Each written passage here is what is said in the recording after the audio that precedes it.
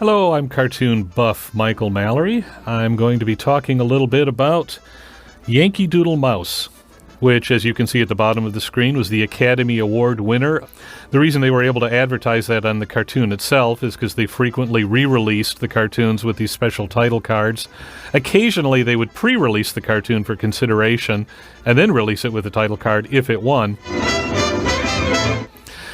This is probably the fastest and most gag-filled Tom and Jerry cartoon ever. If not the, it's certainly in the top 3 or 4.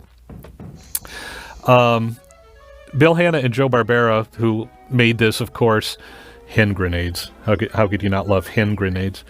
Anyway, Bill and Joe went on to win 7 Academy Awards, of which this was the first, but they never actually received the Oscars themselves, because the Oscars were picked up by the producer of the shorts, which was Fred Quimby, who was a corporate guy overseeing the cartoon unit, and Quimby kept the Oscars for himself. What would happen was, after a while, after they had won all 7 of the Oscars by the late 50s, Bill and Joe and their animation unit would wait until Fred C., as he was known, Fred C. Quimby, was at lunch, and then they would sneak into his office, and they would take the Oscars down, and they would pose for photos with them. So it looked like they had all of the Oscars with them, but they would have to replace them and then sneak back into their own offices and probably wipe them down for prints as well. And that was the only way they saw their Oscars. The disposition of those 7 Oscars is still kind of up in the air, probably with the Quimby family. Nobody knows. But Joe Barbera, to the end of his life, wished he had those 7 Oscars in his office with all his other awards.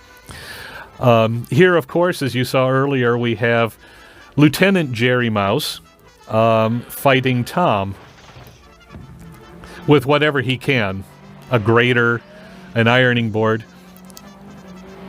One of the most interesting things about this cartoon is that, unlike almost every other wartime cartoon, no matter what the studio was, you don't see the characters cast as the adversaries during World War II, meaning you don't see Tom dressed like Hitler. You don't see him in a Nazi uniform.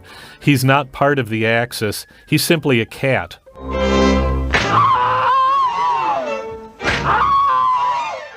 A great Bill Hanna scream. And by keeping them simply an allegorical World War, a mouse fighting a cat rather than Jerry in American military uniform fighting Tom in a black shirt or a Nazi uniform, you get the universality of the characters.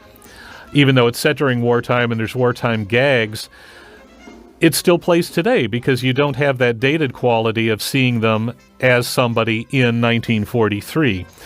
That is a lot of the appeal of Tom and Jerry, is that universality. They translate to any time, any country really, because they don't speak, so they don't have to be dubbed into languages. And it gives them that timeless quality that we love about them.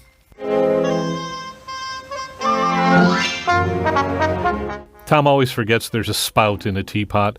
Oh, here we have a very timely gag, of course. These sorts of racial gags popped up in the cartoons of the time. There's not much we can do about it, folks. But I wanted to point out that teapot where you saw the top of the teapot a different shade and different look than the bottom of the teapot.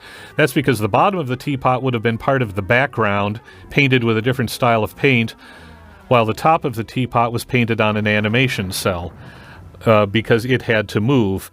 That style of cartooning, which was pretty common, anything that didn't have to move was in the background, was what allowed Bill Hanna and Joe Barbera to do the planned animation when they went into television, where so much of it was stationary and only what had to move moved.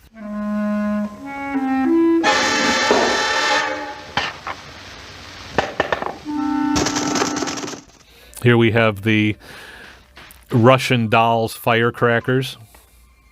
Russia, of course, being our ally at the time this was made. And what do you get from the littlest firecracker? The biggest bang.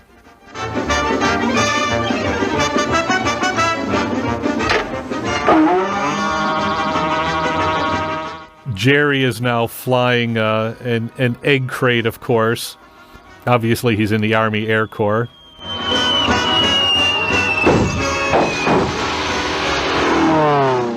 and you're getting kind of a doodle bug effect. Doodle bugs were these bombs that had very distinctive sounds as they dropped. That's the one element that kind of dates it to this era.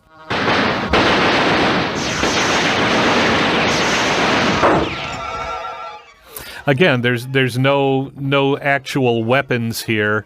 We're dealing with firecrackers and brassiere parachutes and egg cartons. It's just homemade weapons, because what we have here is a metaphoric World War.